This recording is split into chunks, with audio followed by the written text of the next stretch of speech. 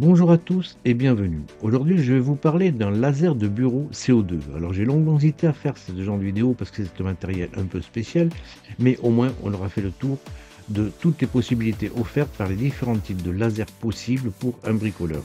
Celui-ci a un rapport qualité-prix intéressant. Allez, on le découvre.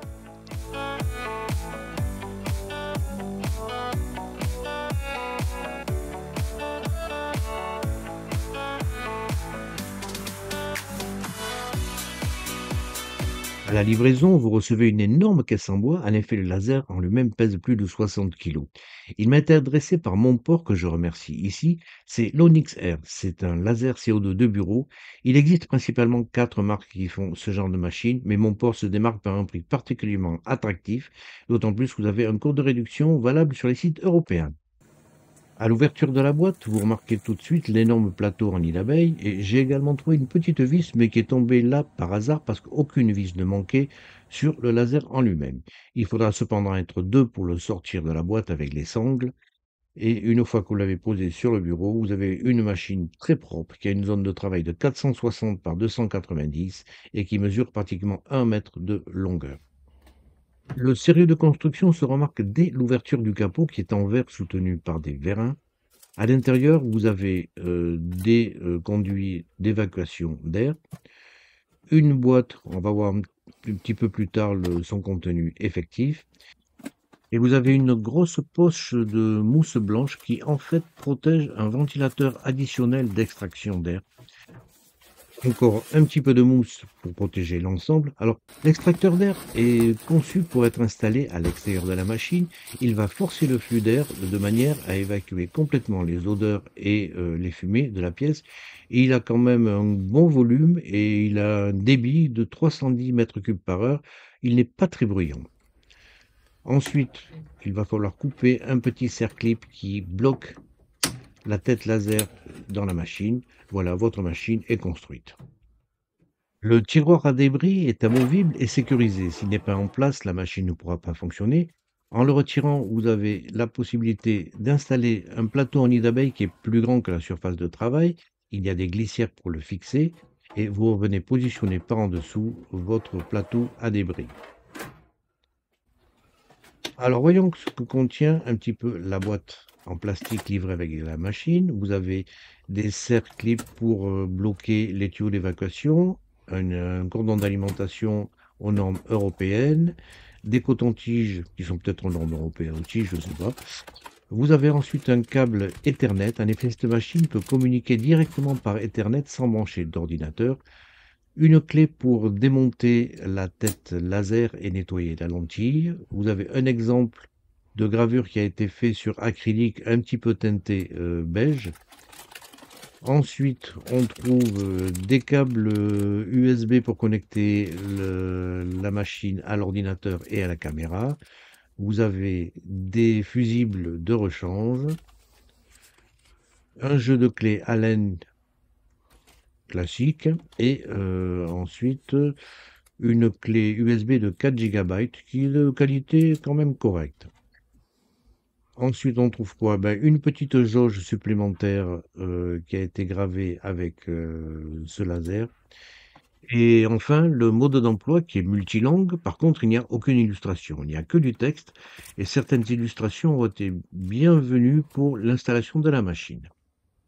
Alors, au point de vue esthétique, je trouve cette machine très jolie. Elle est entièrement métallique avec ce capot en verre et ses extrémités avec des petits points. Je trouve que c'est assez réussi. L'ouverture du capot est vraiment qualitative. C'est un couvercle avec des vérins pneumatiques et qui permet d'ouvrir celui-ci à n'importe quelle hauteur. Chaque vérin est disposé de chaque côté de la vitre et sur celle-ci, vous voyez le support de la caméra qui ne fait que 5 mégapixels par contre. Lorsque vous allumez la machine, l'éclairage se met en route et vous avez une mise au point Home Machine qui se fait à l'arrière droit sur celle-ci. Et vous entendez un bruit de fonctionnement. En regardant d'où ça vient en fait de ce côté-ci. En effet, la pompe de circuit de refroidissement d'eau marche en continu et c'est nécessaire sur ce genre de machine. Vous avez une surface de travail qui est confortable. Vous pouvez mettre des grandes pièces de bois, de plastique, d'acrylique, enfin ce que vous voulez, et vous avez la possibilité, en retirant un joint sur la face avant, vous avez le même sur la face arrière, vous pouvez insérer ainsi des panneaux de bois de grande longueur pour faire par exemple le lettrage d'un magasin. L'épaisseur maximum est de 5 millimètres. Ensuite, l'épaisseur de travail est aux alentours de 15 millimètres lorsque vous mettez la grille. Lorsque vous la retirez, vous avez une hauteur beaucoup plus confortable et il est même possible de retirer complètement le fond pour installer notamment l'axe rotatif. Mais là, il faudra mettre la plaque de protection dessous. Sur le fond de tous les lasers, il est quand même conseillé de mettre une petite plaque de protection en aluminium ou en très fine couche d'acier pour éviter que les brûlures sur la partie métallique. Le déplacement de la tête en X et Y se fait sur des rails à glissière. Les mouvements sont extrêmement fluides. Vous avez des rails de bonne qualité avec des coulissants très fluides, sans à-coups, sur la partie X et sur la partie Y. Le guidage de tous les câbles se fait dans des chaînes, que ce soit pour l'axe X, mais également pour l'axe Y à l'intérieur de la machine. Les end-stop en X et Y ne sont pas mécaniques, mais électromagnétiques. Et vous avez une aspiration de la machine à l'arrière, ainsi que la possibilité de brancher un axe rotatif avec l'interrupteur pour le mettre en fonction. Les parties latérales à droite et à gauche de la machine sont amovibles. Elles sont maintenues par 4 petites vis que je n'ai pas jugé bon de remettre en place de manière à pouvoir accéder facilement aux entrailles du laser. Vous les retirez, ce sont des plaques en plastique rigide, décorées avec des petites pastilles. L'alimentation de la tête laser peut aller jusqu'à 60 watts et on pourra y adjoindre des petits éléments par la suite. On verra dans une prochaine vidéo. Vous avez une pompe d'air assist qui est petite mais néanmoins efficace pour le travail demandé. Tous les câbles sont bien engainés et resserrés par des cercles un petit peu partout. La fixation du laser est correcte et tout circule ensuite dans des chaînes. Vous avez un contrôleur Ruida KT332 qui gère l'ensemble de la machine et les brochages à l'arrière pour la connectique. La partie gauche héberge tout le système de refroidissement d'eau. Vous avez un réservoir, un capteur de flux, une pompe avec un débit de 540 litres par heure et sur la partie arrière, le refroidisseur qui permet de garder l'eau à une température constante. C'est important pour un tube laser CO2. Vérifiez bien que le niveau d'eau n'aspire pas d'air et complétez au besoin avec un petit peu d'eau distillée uniquement. Vous pouvez également apercevoir les miroirs 1 et 2 qui sont à la sortie du tube laser. Le rayon est réfléchi sur ces miroirs à 45 degrés et le flux est ensuite envoyé au niveau de la tête. On va sortir le catch sur celle-ci pour faire apparaître un petit peu ses entrailles et on voit le troisième miroir qui donc va envoyer le rayon vers la surface à travailler. La tête possède un air assist intégré et est motorisée avec un tout petit moteur pas à pas qui va permettre de faire une mise au point entièrement automatique. Le déplacement des axes se fait à l'aide de courroies. À noter également que les deux moteurs Y ont des axes qui sont couplés. Vous avez une synchronisation des deux moteurs. La tension des courroies peut être réglée en déplaçant les vis qui maintiennent les moteurs sur chaque face latérale du laser. Un bandeau LED sur toute la face avant donne un éclairage de très bonne qualité et on voit parfaitement le travail à effectuer. L'alimentation arrière se fait en 220 volts avec le bouton de mise en marche lumineux. Et sur la partie arrière également, vous avez le port de communication, caméra, ordinateur et Ethernet. En façade, un bouton de multifonction sur la face sup et d'arrêt d'urgence à l'avant. Les parties métalliques noires abritent toute l'électronique du laser. Vous avez en particulier au niveau du ventilateur deux steppers DM420A pour les axes Y. Vous en avez un pour chaque moteur et sur la partie inférieure, vous avez le stepper pour l'axe X, c'est un DM545. Sur la partie gauche de celui-ci, vous avez l'alimentation 36-24 volts et un solénoïde pour l'air assist. Alors, si vous êtes habitué au laser diode où il n'y a rien à faire avant de mettre en marche, faites attention. Un laser CO2 nécessite certaines vérifications, en particulier la vérification du refroidissement et un alignement correct des miroirs. Un tube laser au CO2 doit être refroidi continuellement. Sur un mont-port, Le liquide est vert parce qu'il y a de l'antigel dans de l'eau distillée. On va commencer par mesurer la longueur de ce tube et on se rend compte qu'il fait 88 centimètres. C'est la longueur d'un tube de 50 watts habituellement. Pourtant, la machine est dite 55 watts, on vérifie, mais non, le tube fait effectivement 50 watts et non pas 55. En effet, la longueur du tube laser détermine sa puissance effective. Alors, cette machine a voyagé pendant pas mal de temps et je vous conseille, lorsque vous la mettez en marche, de la laisser tourner pendant quelque temps sans rien faire, de manière à évacuer toutes les bulles qu'il peut y avoir au niveau du circuit de refroidissement. Pincez le tuyau et relâchez-le tout d'un coup pour entraîner les différents flux, de manière à évacuer les bulles et même surélever la laser du côté gauche de manière à envoyer toutes les bulles au niveau de la tête. Et vérifiez bien qu'il n'y ait pas d'air dans le circuit d'injection d'eau. Les bulles d'air peuvent en effet entraîner une augmentation de température sur leur périphérie. Le réglage des miroirs sur un laser CO2 est important. En effet, ceci conditionne la bonne régularité et la bonne concentration des rayons sur votre point de travail. Je vous conseille d'utiliser des lunettes ou réflectives ou par absorption à 10 600 nanomètres pour pouvoir faire ensuite le réglage correct des lasers sans danger. Le tube se déplace avec la potence et là c'est un gros plus parce que certains lasers ont le tube qui reste à l'arrière et donc l'éloignement des miroirs 1 et 2 sera difficile à gérer. Vous prenez du scotch utilisé pour la protection lors de la peinture et vous venez en positionner une petite bande au niveau du miroir 2 et sur laquelle on va envoyer un pulse, c'est-à-dire un très bref rayon lumineux. Vous voyez que celui-ci a marqué votre scotch, il est un petit peu excentré sur la droite. On peut régler le rayon en utilisant les vis sur le miroir qui précède juste celui où vous avez mis le scotch. Là, je vous montre sur le miroir 2, c'est plus facile à voir à la caméra. Vous avez des vis en laiton et des vis argentées. Les vis argentées plaquent les deux parties du support miroir l'une contre l'autre. Cette vis ici sur la gauche va orienter le miroir dans le sens latéral, c'est-à-dire que votre rayon va se déplacer à droite, à gauche. Celui-ci va se déplacer verticalement et la vis ici entre les deux, faites gaffe que ça va déplacer dans les deux sens, c'est plus difficile à régler. Vous prenez une petite clé de 7 millimètres de diamètre et vous défaites l'écrou qui maintient ces vis de réglage pour pouvoir ensuite les régler. Alors, les déplacements sont micrométriques. Si vous vissez ou dévissez cette vis, on va à droite, à gauche. Ici, on va en haut et en bas. Et vous voyez que la troisième vis que je ne vous conseille pas, le fait aller en oblique, c'est beaucoup plus difficile à gérer. Une fois que votre miroir 1 est réglé, c'est-à-dire que votre spot est au centre du rond de support miroir, vous mettez ensuite un scotch sur le miroir numéro 3 au niveau de la tête et vous envoyez un pulse. Là, on est positionné au coin arrière droit. Maintenant, on va se positionner au coin arrière gauche et vous faites la même manipulation. Vous envoyez un pulse et là, on voit que ça pulse pas au même niveau. Bon, deuxième petit test, toujours au coin arrière droit, vous envoyez encore une fois le rayon laser et vous la faites se déplacer maintenant vers le coin avant droit. Vous faites la même manipulation et là, là, le rayon tombe au même niveau. Très bien. Alors, après un pulse sur les 4 points, voici l'image que vous obtenez, mais vous pouvez avoir des trucs beaucoup plus bizarres que ça.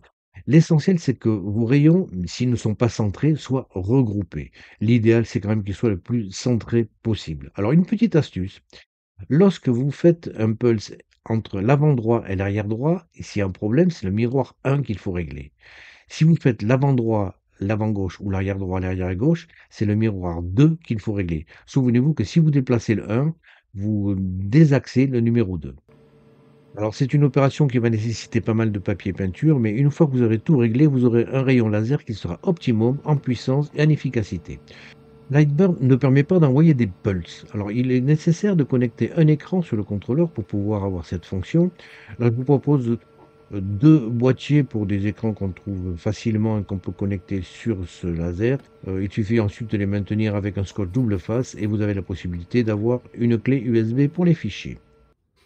L'aspiration de fumée est également importante. Vous voyez qu'ici, j'ai très peu de place pour brancher un tuyau. Alors, je me suis procuré des coudes et des gaines rigides Aldes que j'ai trouvé à Casto Pour pouvoir faire un conduit très, très plat derrière la machine, il y a un petit joint à mettre au niveau de la Montport. Je vous donne les références en description de la vidéo. Ensuite, un petit tuyau, souple et j'ai préféré utiliser le ventilateur d'extraction X-Tool IF2 qui est plus petit et plus facile à mettre en place que celui d'origine. Bon, tout a été vérifié, on va pouvoir maintenant la démarrer et la connecter à l'ordinateur. Alors au démarrage, la lumière s'allume, la tête vient de se mettre en position Home Machine qui est à l'arrière droit. Et pour la connecter sur l'ordinateur, on va utiliser le logiciel Lightburn. En appuyant sur le bouton Appareil, vous avez la liste des appareils déjà enregistrés sous Lightburn, mais on va cliquer sur le bouton Trouver mon appareil, mon laser. Alors il faut bien sûr qu'il ait été connecté à l'ordinateur avec le câble USB. Vous trouvez 2 lignes, je vais prendre la première. On va ensuite cliquer sur Ajouter le périphérique. On peut rentrer un nom pour ce périphérique, on va taper ici Onyx et vous vérifiez que les dimensions sont correctes. C'est effectivement 460 sur 290, c'est impeccable. Le point Home Machine est à l'arrière droite. Vous validez et c'est terminé. Voilà, votre logiciel pourra maintenant complètement diriger votre laser. C'est tout ce qu'il y a à faire. Alors, un petit truc qui est un peu ballot, c'est la longueur des câbles. Voilà la longueur du câble pour brancher l'ordinateur. Ils sont connectés à l'arrière du laser et voilà la longueur du câble pour brancher la caméra. Alors, souvent, les ports USB sont proches l'un de l'autre sur un ordinateur. C'est un petit peu dommage qu'il n'ait pas la même longueur. Le positionnement de la tête laser. Alors, on peut le faire directement à la main. Vous avez un bouton cadrage qui vous permet de faire un cadrage sur la zone travaillée ou alors sur le contour de votre dessin. Une fois que vous appuyez sur ce bouton, la tête fait un cadrage rectangulaire ici. Alors, il suffit juste de déplacer à la main votre plaque de bois de manière à ce que le cadrage soit sur une zone vierge que vous pouvez travailler. Mais vous pouvez trouver le cadrage assez approximatif. Alors j'ai fait une petite modification pour ajouter un curseur visuel. C'est une nouvelle tête qui vient se fixer à la place de la tête d'origine. Alors cette tête est faite en plusieurs parties. La face avant est amovible et maintenue de façon magnétique. On vient ensuite l'enficher dans le support de la tête laser de l'Onyx. Vous la mettez complètement à fond et vous remettez la face avant en place. Il faut bien sûr alimenter cette tête. Alors, cette tête fonctionne en 5 volts et le 5 volts a été repris depuis le contrôleur du laser directement avec un petit transformateur qui transforme le 24 volts en 5 volts. C'est le petit fil que vous avez vu pendant toute la vidéo et cette alimentation, j'ai eu du mal d'ailleurs à la passer dans la chaîne de distribution des câbles. Lorsque vous êtes en mode laser, le laser vient frapper la lentille. Vous avez une ouverture qui permet ceci. Lorsque vous souhaitez faire un ciblage plus précis, vous avez un voyant lumineux qui vous dit attention, ne pas envoyer de pulse laser. Et sous la tête, vous voyez un petit voyant rouge. C'est une diode rouge qui vous matérialise de façon beaucoup plus visible la surface que vous voulez traiter. Une fois que vous êtes OK, vous faites glisser cette partie vers le bas et là, vous pouvez utiliser le laser sans difficulté. La deuxième solution, c'est le ciblage par caméra.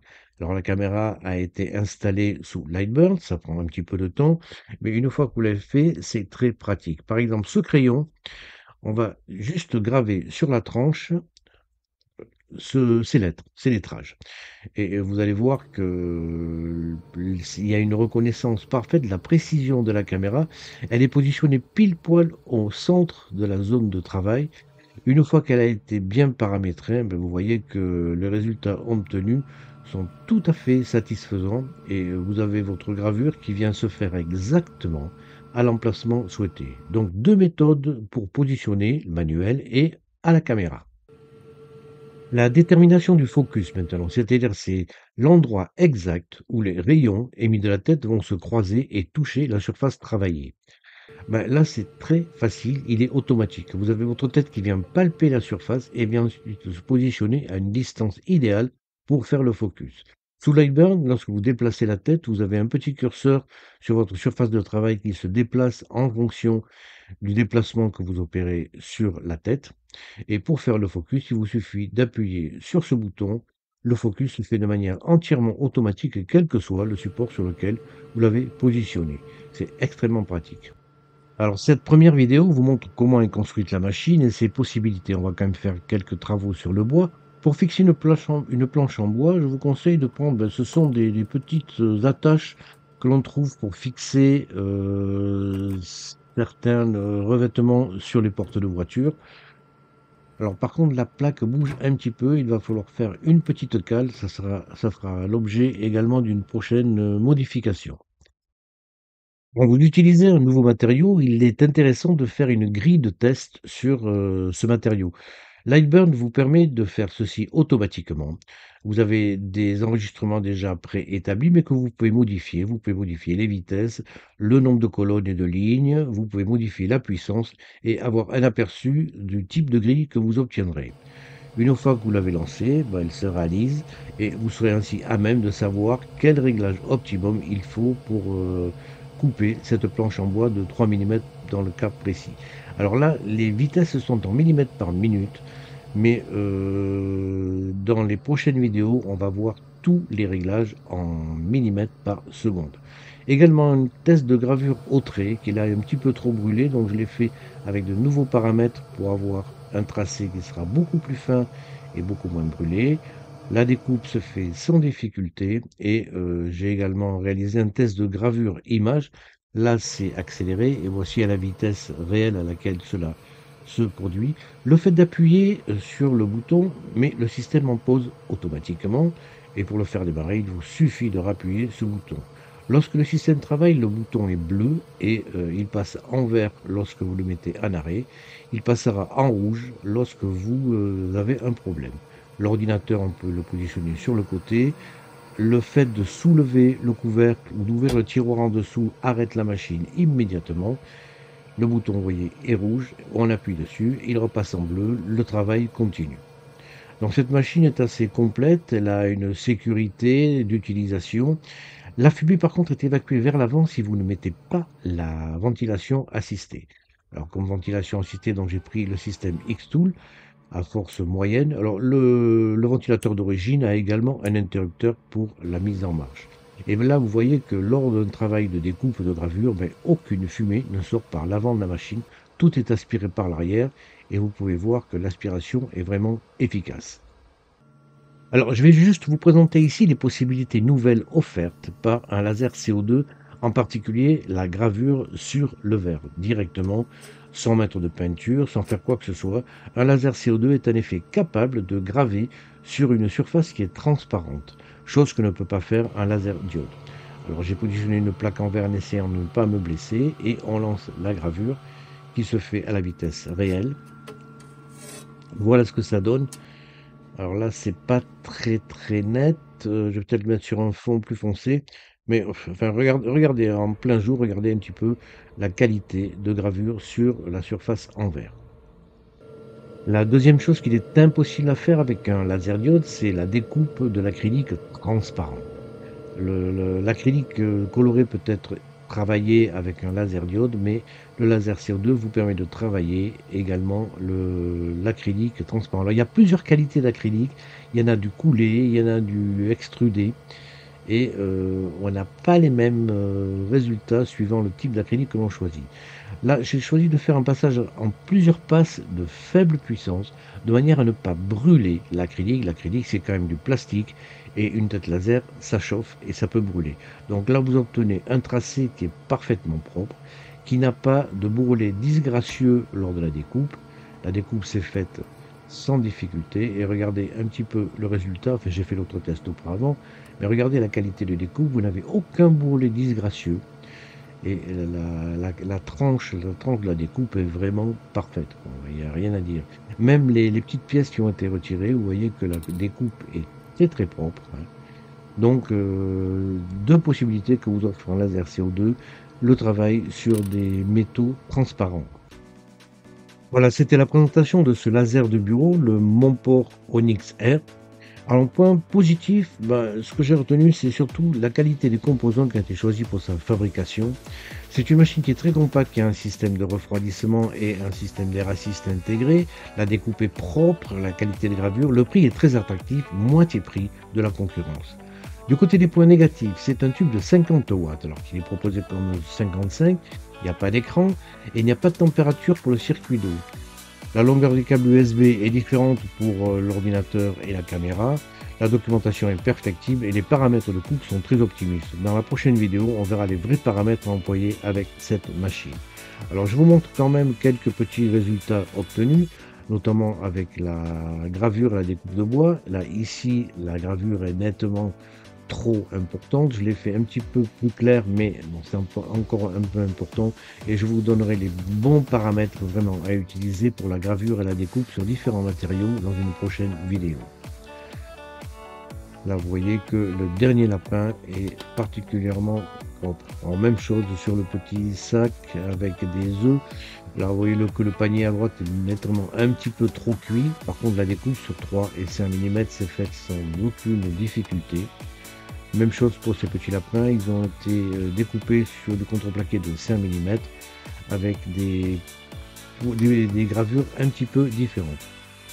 Pareil, la 5 mm, l'une est beaucoup trop cramée et l'autre un petit peu trop claire. Donc ces paramètres, on va les voir ensemble.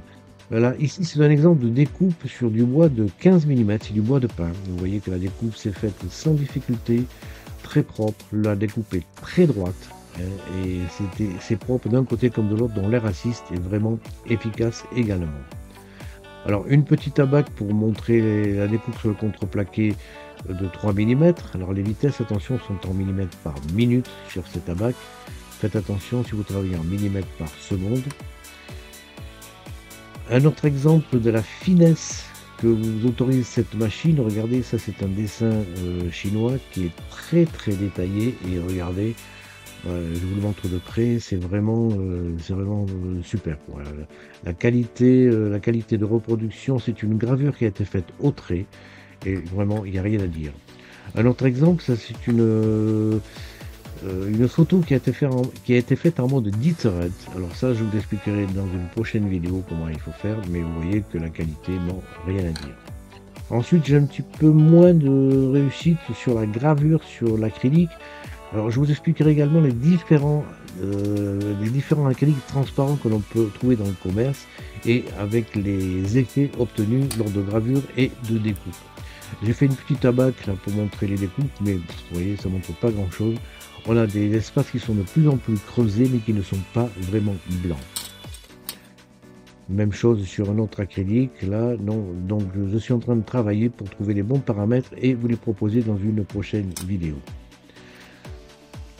Enfin, sur l'acrylique coulé, regardez là, par contre, là, c'est vraiment très propre. Vous pouvez faire des façades de boîtiers très facilement et très proprement. Et la gravure sur verre, vraiment, bon, il n'y a rien à dire. Hein. C'est la même chose sur un miroir également. On a des effets qui sont complètement analogues. Vraiment, et ça, seul le laser CO2 vous permet ce genre de truc. Bon, vous voyez qu'on a vu juste 2-3 petits trucs que pouvaient faire ces machines. Il y a des modifications qui vont être apportées à cette machine. On les verra également dans les prochaines vidéos. Allez, en attendant, je vous dis à la prochaine.